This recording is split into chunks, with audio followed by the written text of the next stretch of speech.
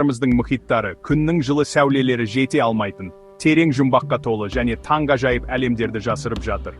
Тыныш, көкшіл ымыртта, уақыттың тұрақты ағысы мен ағыстардың нәзік сипауымен бүркелген ежелгі құпиялар жатыр. Бұл тек жарқын маржан рифтері мен таңғажайып тіршілік иелерінің әлемі ғана емес. Олар сонымен қатар біздің ортақ өткеніміздің үнсіз сақтаушылары. Мұнда су астындағы қалалар мен ұмытылған құрылыстар жоғалып кеткен өркениеттердің, драмалық геологиялық өзгерістердің және адамзаттың теңізбен үздіксіз байланысының тарихын баяндайды. Бұл жоғалған ескерткіштерді табуға деген құштарлық өте күшті. Ол бізді белгісіздікке тереңірек тартады. Ғасырлар бойы теңізшілер мен әңгімешілер суға батқан жерлер мен жоғалған қалалар туралы айтып келді. Бұл әңгімелер көбінесе жай мифтер немесе қиял ғажайып аңыздар ретінде қабылданды. Дегенмен технологиямыз дамыған сайын, бұл әңгімелердің кейбірінде су мен құм қабаттарының астында жатқан шындықтың дәні бар екенін түсіне бастадық. Зерттеудің өзі адамзаттың таңғажайып әрекеті, әлемді және ондағы орнымызды түсінуге деген қанағаттанбас қызығушылықтан туындаған ізденіс. Әрбір жаңа ашылым, қаншалықты кішкентай болса да, жер тарихының кең, күрделі басқатырғышына тағы бір бөлікті қосады. Бұл біздің тереңнен әлі де қаншалықты көп нәрсе үйренуіміз керектігін еске салады. Өзіңіздің тынысыңыз бен мұхиттың нәзік сыбдыры ғана естілетін, осы тыныш, сұйық әлемге түсудің керемет әсерін елестетіп көріңіз. Жарық оғаш және әдемі түрде билеп, сынып, мүлдем бөтен, бірақ оғаш таныс пейзаждарды жарықтандырады. Дәл осы тыныш зерттеу сәттерінде біз шынымен де ежелгі нәрсемен, біздің жазбаша жазбаларымыздан бұрын болған және өткен туралы түсінігімізге қарсы келетін тарихпен байланысамыз. Су асты ескерткіштерін іздеу археологиялық ізденіс қана емес. Бұл біздің ғаламшарымыздың жадының дәл жүрегіне саяхат, теңіз түбінің өзіне қашалған баяндауларды ашуға ұмтылу. Бұл су астындағы құрылыстар жай ғана ескі тастар жиынтығы емес. Олар сулы қабірлерінде, қазіргі заманғы әлемнің жойқын күштерінен алыс, тамаша сақталған уақыт капсулалары. Олар бізге ежелгі экожүйелерге, ұмытылған мәдениеттерге және мыңдаған жылдар бойы біздің ғаламшарымызды қалыптастырған күшті табиғи күштерге бірегей терезе ұсынады. Әрбір су астындағы баспалдақ, әрбір дәл кесілген тас өз тарихын сыбырлап, бізді мұқият тыңдауға және әлем тарихының ұлы, кең эпосын біріктіруге шақырады. Мұхит өзінің шексіз және тыныш күшімен бұл қазыналарды қорғайды. Оларды тек қарауға батылы бар адамдарға ғана ашады. Жапонияның оңтүстік жағалауында, Йонагуни аралының жанында, ғалымдар мен армандаушыларды ондаған жылдар бойы таң қалдырған ашылым жатыр.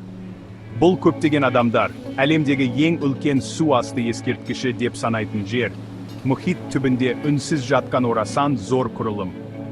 Мұндағы сулар қатты ағыстарымен және тұрғылықты акулаларымен танымал. Бұл оны тәжірибелі сүңгуірлер үшін қиын, бірақ пайдалы орынға айналдырады. Дәл осы драмалық су асты пейзажында жергілікті сүңгуір Кихачиро Аратаке 1986 жылы акулаларды бақылауға арналған жаңа орын іздеп жүріп, таңғажайып олжа тапты. Ол табиғи емес болып көрінетін нәрсеге тап болды. Аратаке мырзаның ашқан жаңалығы кішкентай, оқшауланған қиранды емес, теңіз түбінде созылып жатқан алып, монолитті түзілім болды. Ол кең, тегіс террасаларды, өткір, дерлік мінсіз түзу жиектерді және алып қолдармен қашалғандай көрінетін орасан зор баспалдақтарды көргенін сипаттады. Құрылымның ауқымы таң қалдырарлық болды. Ол үлкен спорт стадионына тең аумақты қамтыды. Оның жаңалығы туралы хабар тез тарап, осы күнге дейін жалғасып келе жатқан пікірталас тудырды. Бұл табиғи геологиялық ғажайып па, құмтас эрозиясының ерекше әсері ме, әлде мыңдаған жыл бұрын теңізге жоғалған адам қолымен жасалған қаланың қалдығы ма? Йонагуни жұмбағы ресми түрде басталды. Орынды алғашқы зерттеу, оның шығу тегіне қатысты жұмбақты одан әрі тереңдететін таңғажайып ерекшеліктерді анықтады. Сүңгуірлер мен зерттеушілер биік пирамидаларды, үлкен баспалдақтарға орналасқан күрделі қашалған баспалдақтарды және тіпті үлкен тасбақа сияқты қашалған жануарларға ұқсайтын түзілімдерді анықтады. Көбінесе тасбақа деп аталатын негізгі құрылым 25 метр тереңдіктен көтерілетін массивті террасалы пирамида. Оның бұрыштарының дәлдігі мен дизайнының симметриясын тек табиғи процестер арқылы түсіндіру қиын. Бұл көптеген адамдарды оның ежелгі, белгісіз өркениеттің жұмысы болуы керек деп ойлауға итермелейді. Бұл су асты әлемін зерттеу, планетамыз тарихының жоғалған тарауына, басқа өлшемге еніп кеткендей сезіледі.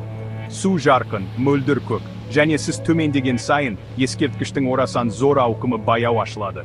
Мыңдаған жылдар бойы, мұхит ағыстарына қарсы үнсіз тұрған осы массивті тас қабырғалардың қасында жүзу кішірейтетін тәжірибе. Ескерткіштің болуы күшті және терең, біз енді ғана түсіне бастаған өткеннің үнсіз куәсі. Бізді осы әлемнің осы бөлігіндегі адамзат өркениетінің басталуы туралы білгеніміздің бәрін сұрақ қоюға шақырады. Йонагуни ескерткішінің көрінісі шынымен де таң қалдырады. Оны оңай түсіндіруге болмайды, және оны көргендердің бәрінің қиялын оятады. Негізгі ерекшелігі, ұзындығы шамамен 150 метр және ені 40 метр. Теңіз түбінен 27 метрге жуық көтерілетін массивті тікбұрышты монолит. Ол қатты құмтастан тұрады. Бұл тас түзу жазықтықтар бойымен сынуымен танымал. Бұл оны табиғи түзілім деп санайтындар үшін негізгі дәлел болып табылады. Дегенмен, құрылымның күрделілігі мен айқын дизайны мыңдаған жылдар бойы эрозия мен тектоникалық белсенділіктің кездейсоқ жұмысынан гөрі көбірек нәрсені көрсетеді. Оның ең таңғажайып ерекшеліктері кең, тегіс террассалар және ежелгі ғибадатханаға апаратын үлкен баспалдақ сияқты көрінетін орасан зор, тік бұрышты баспалдақтар. Илмек жол деп аталатын бір бөлігі, негізгі террассаның үлкен бөлігін қоршап тұрған жол сияқты көрінеді.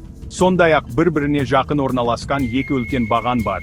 Олар қақпа сияқты көрінеді, және кейбіреулер үшбұрыш бассейні деп атаған үшбұрышты ойық су ағызу арналарымен толықтырылған. Бұл ерекшеліктер тым мақсатты, тым ұйымдасқан, табиғаттың жай ғана сәйкестіктері болуы үшін. Олар мақсат, дизайн және оларды жасаудағы саналы қол туралы сыбырлайды. Ең қызықты детальдардың қатарында ескерткіштің бетінде анықталған кішігірім, күрделі қашаулар бар. Кейбір зерттеушілер бір бөлігінде қашалған көздер мен ауызға ұқсайтын нәрселерді, сондай-ақ белгісіз жазу түрі болуы мүмкін белгілерді тапқанын айтады.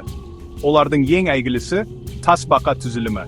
Белгілі бір бұрыштардан теңіз рептилиясына таңғажайып ұқсастығы бар үлкен, төмен орналасқан тас. Бұл детальдар пікірталастың өзегінде, өйткені мұндай нақты пішіндер үлкенірек геометриялық террассалар мен баспалдақтарға қарағанда құмтастың кездейсоқ кесілуінен пайда болу ықтималдығы әлдеқайда аз. Құрылымның үлкендігі мен күрделілігі көптеген қызықты теориялар мен жергілікті аңыздарға әкелді. Кейбіреулер оны Мудың жоғалған қаласы деп санайды. Бұл тынық мұхитындағы мифтік континент, ол үлкен апат кезінде толқындар астына батып кеткен делінеді. Жергілікті фольклор сонымен қатар көптеген жылдар бұрын жойқын цунамиден жоғалған жағалаудағы қала туралы айтады. Бұл әңгіме ұрпақтан ұрпаққа жеткен. Адам қолының өнімі ме, әлде табиғаттың таңғажайып кездейсоқтығы ма, ескерткіштің ұлы және жұмбақ болуы, оны ерекше орынға, шексіз қызығушылық пен ғылыми зерттеулердің қайнар көзіне айналдырады. Йонагуни ескерткіші өзінің шынайы шығу тегіне қарамастан, тарих пен ғылым үшін үлкен маңызға ие. Егер ол шынымен де адам қолымен жасалған құрылым болса, оның салдары революциялық болады. Геологтар бұл түзілім соңғы рет мұз дәуірінің соңында шамамен 10-12 мың жыл бұрын теңіз деңгейінен жоғары болған деп есептейді. Бұл Мысырдың ұлы пирамидаларынан немесе Месопотамияның алғашқы қалаларынан мыңдаған жыл бұрын осындай массивті тас құрылымды қашай алатын күрделі өркениеттің болғанын білдіреді. Бұл ерте адамзат тарихы мен технологиялық мүмкіндіктері туралы түсінігімізді толығымен қайта жазып, өркениеттің басталуын мыңдаған жылдарға артқа жылжытады. Ғалымдар үшін ескерткіш геологиялық қажайып. Оның құрамын және мыңдаған жылдар бойы қалай эрозияға ұшырағанын зерттеу, теңіз деңгейінің өзгерістері, тектоникалық белсенділік және аймақтағы мұхит ағыстарының күшті күштері туралы құнды деректер береді. Құмтас түзілімдері біздің ғаламшарымыздың жағалауларын қалыптастыратын табиғи процестердің бірегей, ұзақ мерзімді жазбасын ұсынады. Егер ол толығымен табиғи екені дәлелденсе де, ол жердегі ең таңғажайып және ерекше геологиялық орындардың бірі болып қала береді. Бұл біздің әлемнің қалай жұмыс істейтінін және оның пейзаждарының уақыттың ұзақ аралықтарында қалай дамитынын түсінуге арналған тамаша табиғи зертхана. Бұл таңғажайып су астындағы орын біздің ғаламшарымыздың тарихының қаншалықты көп бөлігі әлі де ашылмағанын, толқындар астында жасырылғанын еске салады. Ол бізді зерттеуді жалғастыруға, біліміміздің шекарасын кеңейтуге және қазіргі сенімдерімізге қарсы келетін мүмкіндіктерге ашық болуға шақырады. Ескерткіш белгісіздіктің символы, біздің әлемде әлі де терең құпиялар бар екендігінің куәсі. Ол жаңа ұрпақ зерттеушілерді, археологтарды және ғалымдарды, мұхиттарды бос кеңістік ретінде емес, біздің ортақ өткеніміздің және біз бөлісетін ғаламшардың жазылмаған тарихын қамтитын кең, тірі мұражай ретінде қарауға шабыттандырады. Енді сізді бір сәтке көзіңізді жұмып, өзіңізді сол жерде елестетуге шақырамын. Жапония жағалауындағы жылы, мөлдір сулар арқылы төмен түсіп бара жатқаныңызды елестетіңіз. Күн сәулесі үстіңізде билеп тұр.